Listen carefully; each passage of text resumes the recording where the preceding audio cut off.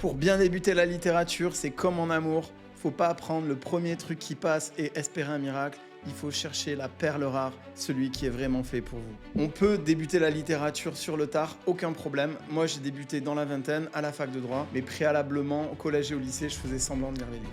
Les livres, c'est comme les fringues.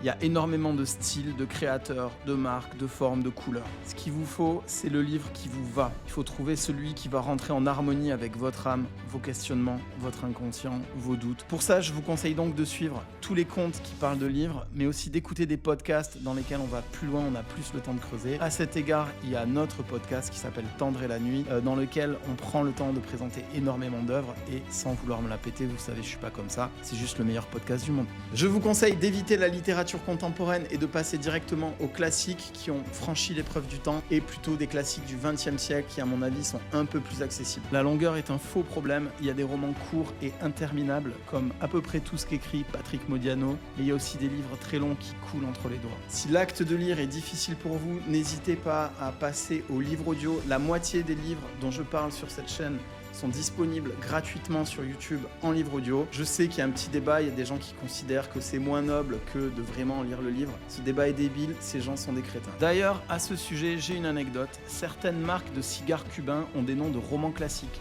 comme les Monte Cristo, les Romeo et Giulietta. Parce que dans les manufactures de tabac de Cuba, il y avait des lecteurs professionnels qui lisaient des romans aux ouvriers et aux ouvrières pour les divertir et pour les instruire. Et ils ont choisi de nommer les marques de cigares en hommage à leur roman préféré. Si un ouvrier cubain peut écouter un livre audio, vous pouvez écouter un livre audio.